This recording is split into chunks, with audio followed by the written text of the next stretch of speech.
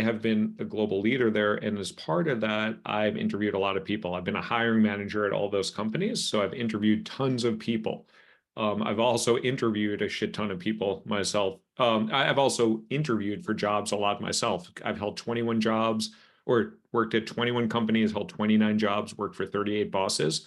So I've had to interview and get rejected a lot of times before that occurred. Before I started Kadima Careers, I kind of, I don't know if anyone's heard the book of Influence by Robert Cialdini. Before he wrote that book, he actually did a lot of research on what good salespeople do. So similarly, I did a lot of research of what interviews are like. So I went on like a crazy binge of interviews, and I did lots of research, and I tried to understand what is different between the interviews. And break the news to you, there's not that much different. And then in 2020, I founded Kadima Careers. The pictures you see here, I also have kids and family, 2 boys, twin boys that are just shipped them off to college 2 weeks ago. And there's my wife, and I have a daughter at home too, and 2 dogs. I live in Brooklyn, New York. So now we're going to go through the 6 steps to get you a better job. I'll go through it fairly quickly, and then I'll take questions at the end. First off is clarify your goals. And like the Lewis Carroll, Alice in Wonderland talks about here, if you don't know where you're going, any road will take you there. And it's important to know where you want to go, because otherwise you're going to go down some path. You may or may not find out where you're going. So when I advise people like friends, family, or clients, it's starting with goals in mind and also clarifying those goals based on what you want, based on your values. So I can't tell you where you want to work. I can't tell you what you want to do, but everybody has individual values that are important to them. People want to get paid well. People care about the culture. People care about DEI. People care about good management. I can't tell you that, but it's important for you to think about those. And with those, identify a list of 40 target companies. And there's no rhyme or reason to the 40, why I say 40, but when I was in business school back in 2004, they brought in some high-paid consultant, and he said, create a target list of 40 companies. I've been doing that ever since, and it seems to work. So there's lots of ways to create a list of target companies. You can look at the information, great list. Glassdoor has a good list. LinkedIn has a good list. You can go to our website at kadimacareers.com. I actually had a post today also on LinkedIn. You can grab our list of top 100 companies, and we've basically curated a list of the companies that will most accelerate your career. Oh, and actually, let me just talk a little bit more, just a little bit background here about who I am and where I was. So I am not an engineer. I have worked with engineers. I've worked in product operations. I've worked in customer success. I've worked in sales. I've worked in finance. I've worked with engineers. I've worked with product managers. I'm not technical in that side. So I really appreciate what Rahul and Alex and a lot of this community brings, because I value those engineers. I've worked with those engineers. So what I'm talking about here is not on the technical side of how to get those interviews, but what actually leads to interviews and what converts those interviews into offers and what converts those offers into more money. And it works in any industry, whether you're an engineer, product manager, sales, operations, finance. So you're all here. Probably most of you are into the tech space. I moved from American Express in 2011 to Google because tech is a great place to be. The reason it's a great place to be is there's opportunity, there's growth, and there's a lot of compensation. So if you look at the data of companies that compensate people the best, and this data is publicly available, I got to actually update this for, this I think is from 2023. I got to get the 2024 version, but it's not going to be all that different. If you look at the companies that pay well, it skews towards the big tech companies. And to think about this in a more realistic approach, Google has 180,000 employees right now. This is the number according to their last 10Q, their quarterly report. There are currently, I checked this yesterday or earlier this week, there are currently 2,600 jobs open at Google. So if you think about the employees, there's 180,000 employees at Google. The median compensation is almost $300,000 a year. That's not too shabby of compensation. I know engineers get paid more, 500, 800 million, 1.5, all that stuff. But the median compensation is a pretty damn good career. And that is such a large number that it can fill MetLife Stadium. I'm a New York Giants fan, unfortunately, although the season's starting. We're tied for first place. We'll see how long that lasts. But these companies hire lots of high paid people. And if you think about Google, right now they have 2,600 jobs open. So if you assume 50% or even 25% of those roles are at or above the median, you're talking about 600 roles available right now at Google alone that are paying $300,000 a year. So the money is to be had. And if you put a focus on the companies that pay well, treat you well, and are aligned with your values, you can land at any of these organizations. This just shows a little bit of my compensation jump back from American Express to Google. This is why I made the change. And that was my last compensation at Salesforce before I got my ass handed to me back in 2021, or as asked nicely to leave. I generally recommend people focus on the big tech companies. It's cool to look at startups too, but as you look at startups, think about why you're aiming for startups, because startups most likely are not going to come with a big compensation gain. I also used to work in venture capital for about 3 years or so. We used to invest in lots of deals of startups, and us as a venture capital firm, other VC firms use the rule of a third. They assume that 1/3 of their investments will crap out. They assume that 1/3 of the investments will kick ass and really carry the value of the fund. And then 1/3, they'll break even. As an employee, you lose out on the break even and the crap out. So the only thing that you do well on the employee side long term are the big victories, like an eBay or a Google or a Microsoft. Well, Microsoft's way back, but Facebook or TikTok or Stripe or something like that. Most startups fail. And most startups that don't fail, they don't come with a lot of compensation. The options just don't turn out to be all that much for people that are not part of the founding team and not the venture capitalists that are the investors. So that's why I generally don't recommend startups, but it's totally cool to go there. Just don't sell yourself short. When you evaluate startups, a few things to look at. Look at the investors, look at like the VCs that are behind it. Look at the leadership team, look at where they're coming from, what their pedigree is. Look at funding, look at the business model. Make sure that you understand it, or you understand how they're actually generating revenue or will generate revenue. Understand what the barriers to entry are, what makes this company unique, revenue, Glassdoor reviews. I highly recommend, before you target any specific company, before you get all excited about a company, just check out Glassdoor. Their reviews are not always, like, you can't always take the reviews without any grains of salt. Like Amazon, for instance, has 1.5 million employees. So the number of reviews are skewed there by drivers and delivery workers. But most companies, the Glassdoor reviews do not lie. And then be cautious about the options and equity. People think about all the upside. Again, in 2/3 of those cases, you're not going to get much upside. So join the startup for reasons outside of making lots of money. Outside of like big unicorns, like Stripe, you can make some money. Probably Gusto will become a well-funded company, but most startups are going to fail, especially at the early stage. Strategy 2. So we talked about goals. Now let's talk about realistically leveraging your strengths. Play to your strengths. I'll pop this. Actually, I don't know if the audio, I don't think it's going to play because I don't think I set this up properly. But this is basically a video of George Costanza from Seinfeld days, if anyone knows that. When he quit or got fired from his job as a real estate broker, he was thinking about what he should do next. And he was talking to Jerry, his buddy, and saying, oh, maybe I should be a sports broadcaster. I make all those witty comments at Mets games.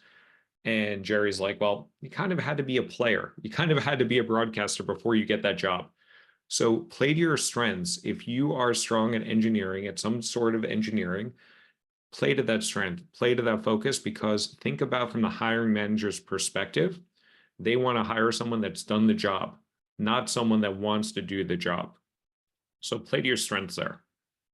Some strengths that you may want to consider and some things to leverage. If you went to good schools, if you worked at good companies, those are signals to other companies that this person's smart, that they're a legitimate talent. Like I probably got a lot more interviews just because of the logos I had on my resume, whether the hell I could do anything or not. Just because I have those logos on, it makes it easier.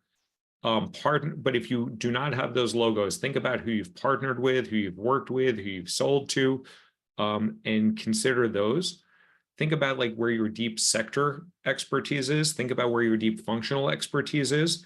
And if you've done any well-known projects, well-known product launches, well-known features, something, some technical initiative that you've led, think about what those strengths are and how you can play to those. So that's 2. We're up to 3. So first was goals. Secondly is realistically assessing your strength. Third is relationships. And this is the most critical element more than anything else to get you that interview, is building relationships. Pinpoint. So in the goals section, if you identify which companies you want to work at, ideally, you have some loose connections there already that you can reach out to and build relationships in. But if not, LinkedIn has 1 billion people on it, and you will be able to find commonalities. So what I'm showing here is I was showing an exercise recently, not that recently, but like, what if I wanted to connect with somebody at Apple and I knew nobody at Apple? So on LinkedIn, and you need premium for this, and anybody who is in the active job search, job acquisition, I would highly recommend spending $30 a month for LinkedIn Premium. You're just holding yourself back without it. But it allows you to do filters like this to find people that are connected or second degree or third degree connections from you, work at Apple. And I went to Binghamton University. Any Binghamton alum out there? Any thumbs up there? Binghamton's the East Coast, so it's a SUNY school, State University of New York. But there are 94 people that graduated from Binghamton and work at Apple. And then what I did next is I sent a note to this guy, Chintan, who I had no clue who he was. He was just number 2 on this list. He was an engineering manager at Apple. I sent him this note. I used a personalized message. I used his name. That stuff works. I referred to the common tie of Binghamton, and I ended with something whimsical, really to build the relationship, build the rapport. And LinkedIn makes you create the connection request in less than 300 characters, actually less than 200 characters if you're not on the premium. So you got to be short and sweet. So you send these out and you will get responses. And this is the start of building relationships. The goal of those relationships are to turn strangers into connections, connections into conversations, conversations into referrals, and referrals into advocates. And what I mean by an advocate is someone that will say, hey, I just met this person, Sridhar. They seem like they have a really good head on their shoulders. He's just left working at Spotify and he's looking for a new engineering role. Are you still looking for someone for this role? And you want someone to advocate for you internally, to just ping the hiring manager or to ping the team, just to like put in like a good word on your behalf so that you can be considered more than 6 seconds, because that's how long most recruiters will look at your resume, if they look at it at all. So you're building the relationship, you're having the conversations, you are asking a lot of open-ended questions, and I can go into this further during the Q&A, but your goal is to earn advocacy so that someone will advocate for you when you see that great eng role at Pinterest, rather than just getting your application in and hoping that you get selected based on your merit, that you're greasing the wheel a little bit so that you actually have the chance to get to the interview. Build relationships. Here's another example of me building relationships. So you can build relationships with anybody. Has anyone heard of Adam Grant there? Any thumbs up? Any thumbs up on the folks here? Has anyone heard of Adam Grant? Yeah, I see one. Rahul's heard of Adam Grant. Adaraj, sorry if I'm pronouncing your name incorrectly, but Adaraj, okay, so folks have heard of this guy. He has 5+ million followers. He's a social psychologist from Wharton. Great. I highly recommend listening to him. I reached out to this dude. He has 5 million followers. I wrote a whole series of notes. I built a relationship with him. He actually gave me feedback in my Google Doc. I still have the Google Doc of our first Kadima business plan. Also, in our experience of like me just chatting with him, he asked me for a favor. He knew somebody who wanted a job at Facebook when I was at Facebook. And he's like, hey, can I send this person to reach out to you? And I was like, sure, I'm happy to give you do a favor for you, Adam. And I met with this colleague of him. I invited him up to the Facebook office in New York and I had coffee with the dude, not Adam Grant, but Adam's friend. And I wound up meeting Adam just coincidentally a year later and got a picture with him. But anyway, my point is, if you can build relationships with someone with like 5 million connections, it's a hell of a lot easier to build connections with someone like Chintan, who's an engineering manager at Apple. Strategy 4. So we talked about goals, realistically assessing your strength, outreach. Now we're talking about working the system, and you'll see what the acronym spells. It spells growth. Working the system. So you need to know how the game is played. Getting a job, I consider it a game. I actually kind of enjoy it. I take interviews for shits and giggles, and I'm a little weird like that, but I kind of like that. Anyone who wants to interview me, I'll take the interview. But you need to know how the game is played, and it's essentially a game. There are 3 points of entry to get ability to play this game. You can apply cold to a role. Good luck with that. With all the AI tools, with all the automation, with the ability to get applications out so quickly, you're like a needle in a haystack unless you have a really good logo or a really good school or you're a really good fit. But if you're not applying at the right place at the right time for the right roles, and LinkedIn is not the right place to be applying, by the way, for most roles, LinkedIn is great, just not for applying for roles. Good luck getting in for the cold application. Recruited is more passive. So if you optimize your LinkedIn profile to make sure that the key elements are there, companies, schools, titles, years of experience, if you've managed people before, a picture that looks friendly and presentable, your location, then you might get recruited for roles. Great, congratulations, take every interview. The lion's share of where jobs are gotten, especially the good jobs, are through referrals. And 24 out of my 29 jobs I've had in my career, a door was opened for me because of someone that put in a kind word on my behalf. It did not mean that I got the job automatically, although in 2 cases I did because it was nepotism. One was my dad, one was my Aunt Sammy. But outside of those nepotisms, I had to interview for the other 22 roles that I got someone to put in a good word on my behalf. But that gets you considered. Once you get considered, you move out of this yellow bar here into the blue bar. The blue bar is when you're actually talking to humans. And then you go from 1 in 1,000 chance to getting the role. And by the way, I heard recently that a recent role at Google got 18,000 applications. When I was at Google and Facebook and Salesforce, we would get the high hundreds, sometimes low thousands of applications for a role. But now with all this AI tools and ability to like just apply like crazy, they're getting a shit ton of applicants. So you are a needle in the haystack. So you want to get to that blue zone. And once you get to that blue zone, though, note that at every stage, the odds are still stacked against you. Even when you get to the final round, the odds are stacked against you because you're not the only one competing for that role, especially if you're applying for a FANG or a MANG or the Magnificent Seven or whatever you call them. You are not going to be the only talented engineer or the talented individual applying for that role. So you can kick ass on the interview and you still may fail. And that's okay. That's why you got to take lots of swings at the plate. It's like a baseball player. It's like a basketball player. You got to take lots of swings. You got to take lots of swings, lots of shots at the hoop. Strategy 5. So, and we'll talk actually, we'll talk a little bit more. So this is how the game's played. Your goal is to get to the blue zone. Like in the NFL, well, actually your goal is to get the red zone. Your goal is to get the offer. But the more you get to the blue zone, the more often you will get a score a touchdown. So for NFL fans, the blue zone is almost like the red zone. I know fantasy football is coming up, and the dollar sign is the touchdown. Strategy 5, training and tenacity for interviews. There are two phases of interviews. On the negative side, interviews can be unfair, they're very inefficient, and they're often poorly conducted.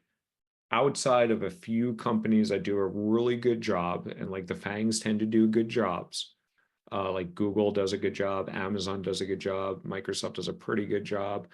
But most interviews are poorly conducted. When I say poorly conducted, they're not focused on the right attributes, they're not structured, they're not consistent, they're not calibrated. So that's what you're dealing with. And you are going to get ghosted, and you are going to get rejected for roles that you are perfectly qualified for. But on the positive side, they're very consistent. And with anything that is consistent, which with anything that has standard operating procedures, you can build an algorithm to beat it, essentially. There are 3 stages to every interview. And what I'm not going to be calling out here is a technical side. That if Alex or Rahul want to chime in on that, they can talk about that. I'm not talking about the technical side. So the intent is if you're playing to your strengths, you should be able to get competent to be able to pass the subject matter expertise areas of the interview. And that is not what I'm talking about here. So I'm assuming that you're passing the technical side, and we don't help with the technical side. There's lots of great coaching programs that do. I can give you some suggestions on those, but it's not just about the technical aptitude outside of some very high level engineers that can do whatever the hell they want, but there's other factors at play for getting a role. So that's what I'm talking about here. There's a recruiter screen. The recruiter, if they talk to you at all versus an email, are just looking for knockout factors. They're looking for a reason to screen you out so that they don't waste time with a hiring manager. They're trying to find out, do you have the requirements, the location, the compensation, and avoid the conversation about compensation. I'll talk about that later. The hiring manager, when you talk to the hiring manager, they care about 2 things. Can you do the job that I need you to do? And do I like you? Can I manage you? Can I see you on my team? That's what the hiring manager cares about at the hiring manager screen. Then if you pass those 2, you often go to what's called the loops or the on-sites or the panels. Different companies call it different things. Usually it's with 4 people. Usually it's with the hiring manager again, not in all cases. And you might have the hiring manager, you might have someone on the team, you might have the boss of the hiring manager, you might have someone below the hiring manager, a cross-functional partner, just someone like with Amazon, there's a bar raiser who has nothing to do with the team whatsoever. And I'm happy to answer any questions about Amazon or Google interviews at the end. We train our clients on Amazon and Google because those are the 2 toughest interviews. And if you can get past those, you can get past any. But this is how interviews work. And on the loops, they are typically asking behavioral-based questions. Tell me about a time when you had to ship code under a tight deadline. Tell me about a time when you disagreed with your manager and had to, but you had to commit to the plan. Those are behavioral-based interviews that can be answered. It's typically called the STAR technique. Academia, we call it the CAR technique: context, action, result. And you want to focus on the action. That's what they care about. What did you do? And what was the result? So there are 4 phases. So if you know there's 3 stages, now you can break it down further. There are 4 phases of every interview. First up, rapport building. This is there's psychology behind interviewing. There's ways to do interviewing better algorithmically, but as long as humans are involved in the process, which will probably be for the foreseeable future, rapport building is critical. If you get someone to be positively inclined to you, if you make a good first impressions count. So you want to focus on those first few minutes on building rapport. Second, the most common question ever asked of anybody: tell me about yourself, or walk me through your resume, or what brought you here today. So you better have that down pat, and you better practice it. There's ways to practice it on LinkedIn. There's ways to practice it in front of the mirror, but practice that so that you have that down pat. Those first 2 things should be down pat. Third, questions for you. And these are where the behavioral-based questions come. These are where they dig into your subject matter expertise. There might be some case things. If you're playing towards your strength and you're prepared with your CAR stories, you should be okay here. Then finally, questions from you. Almost every interview, not all, but most interviews will give you time at the end to ask some questions. Make sure you come prepared with at least 3 questions. You don't need to use those 3 questions, but you don't want to be saying humana, humana, humana when they ask you what questions you have, or you don't want to say, no, I don't have any questions, because that looks really shitty. So you want to have questions that are intelligently thought out. You can change them on the fly based on the conversation, but don't be left with no questions at the end. So as you go through this, you will get rejected. You will get ghosted.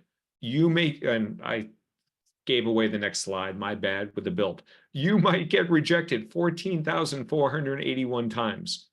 And that's how many times Kobe Bryant has missed his shot. Those are how many baskets all these basketball players have missed. And if you look at the commonality here, and LeBron's about to like take over Kobe, assuming he steps on the court in 2024, or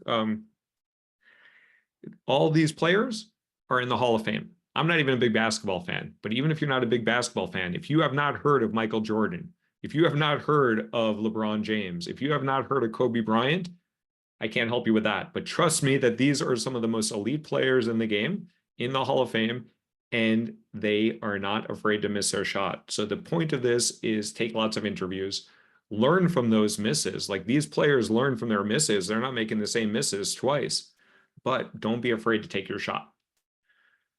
So if you go through the job acquisition funnel and you get to the very end and you get that offer, let's talk now about how you are fortunate enough to have won this lottery ticket, 1 out of 1,000 to get this offer, how to maximize the dollar amount that you get for this lottery ticket that you just won. So strategy 6, high impact negotiation. And you do not want to embark on negotiation until you get the offer. Lots of reasons why. I can answer that at the end. People ask me all the time, how much money should you make? You can look at levels FYI, you can look at comprehensive, you can look at blind, you can look at there's Fishbowl. You will see a lot of numbers out there, but there's lots of selection bias in those, and there's lots of inaccuracies. So I say, don't believe the hype, like Flavor Flav says. So what I did when I was at Salesforce, I looked like I've always looked at Glassdoor, but I've always looked at the numbers and basically said they're bullshit. Because this is what I did. I looked at Salesforce. I looked at, I was a director there. I was trying to find roles in New York or San Francisco, because San Francisco and New York are the same pay band. I was looking at the different ranges of level 9s at Salesforce. This is what levels FYI spit out. A range of 90,000, which is bullshit. That's never true, to the high end of 428,000. That's what levels FYI said that I should be earning.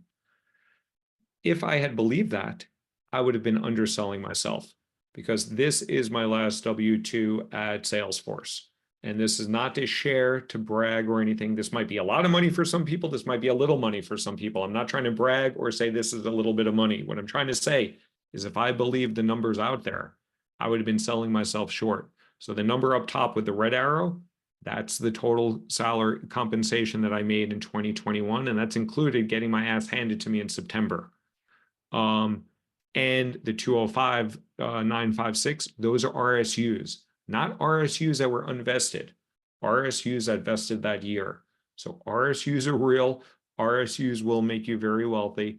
RSUs are often not considered or not understood in these numbers, but don't even worry about the numbers. Focus on the companies, like I said before, and the money will come. So if you understand that you're not going to have accurate information, you're not going to have as good of information as the company does, you don't want to be talking about numbers. It's complicated. There are so many different variables, so many different factors. There's lots of acronyms here, MRZ or MRP, that refers to what location you're based in. When I worked at Google and Facebook, I managed global teams, Salesforce also. And if I moved somebody from Indianapolis to New York, their compensation would change dramatically. It would actually be worse for them from a total return on investment, but they would get paid a hell of a lot more moving to New York from Indianapolis. And the reverse would be true if, like, when I moved someone from Chicago, from Mountain View at Google to Chicago, she took a big pay hit because she went to Chicago, but it was a much bigger cost of living. So there's lots of complication with compensation. I know a decent amount of it from managing teams and from being involved in some compensation discussions as we acquired Tableau when we were at Sales, or when I was acquired at Tableau when Salesforce acquired us. Anyway, it's really complicated. So because of that, because there are all these different levers, I don't suggest that people focus on comp until they get the offer.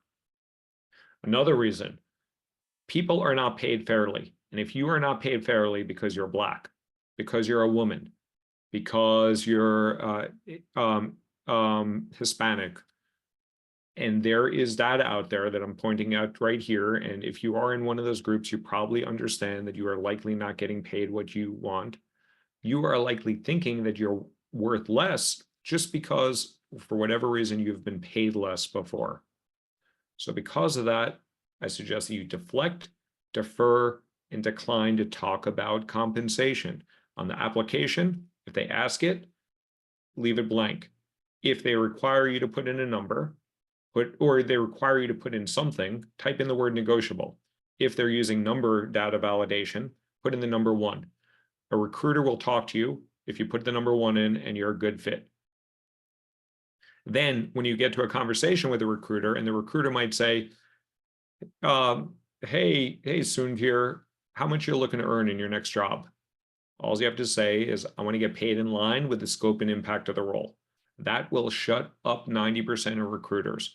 If they continue to push you, you can go with option 2 and option 3 here, but do not reveal your compensation. There's only 3 times when you should talk compensation up front. 1 is if you know you're getting paid a shit ton of money and you don't want to waste your time. Secondly, if they give you a big homework assignment to do, some coding project or some presentation, you want to make sure that you're actually going to take the job, that it's going to be worth your while before you kill a whole weekend. Third, if you have too many interviews. I've been there sometimes where I've had too many interviews and I'm like, I got to cut some of these down. So let's just cut to the chase and tell me if this is worth my time. So outside of those times, don't talk comp. Here are some things that are okay to do during negotiation. Be polite, always ask for more. Worst comes to worst, you don't get it. And share selective but rational data points. Things not to do, don't share your past compensation unless it works to your advantage. Don't negotiate over email or text. You want to do this ideally face-to-face, like in person, unlikely, but Zoom, more likely, or a phone call. And don't play one person off the other in the company unless you really know damn well who that person is in the company, because people talk and it does not work out well if you're trying to play the hiring manager off the recruiter or vice versa, or you're trying to play games. They talk and it could result in a retracted offer. So what I shared with you today is what we call the growth framework. It's a proprietary framework that we built over the course of my career. First, you start with the goals. Identify those 40 target companies. Secondly, play to your strength. Realistically, know your strength, play to your strength. If you don't know your strength, take your resume, take your LinkedIn, put it into ChatGPT, and ask ChatGPT, what roles am I best qualified for? Third, outreach. Focus on the outreach more than anything. Connect with me on LinkedIn. LinkedIn is a great tool. Everyone should go reach out to me on LinkedIn. I'm very open to connect. So are other people. Not maybe people aren't as open as me, but people will help you. Total strangers have gotten me my job at a total stranger got me my job at Google. He just became an advocate because he was a good dude. Working the system, understand how the game is played, and then work it. Train in tenacity. Train for very beatable interviews. And then develop the thick skin and the tenacity to shake it off when you get rejected. Last time I was actively applying for a job, 300 applications, 47 interviews, 20 final rounds, 5 offers. But that means 295 out of 300 resulted in rejection, ghosting, or ignoring. And then finally, high impact negotiation.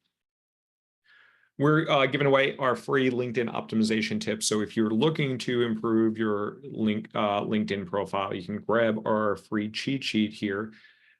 I tell people not to focus too much on their LinkedIn profile. Get it into an objectively perfect, subjectively good enough space. That's something that Steve Dalton talks about. If you ever read the 2-Hour Job Search, he talks about that for the resume.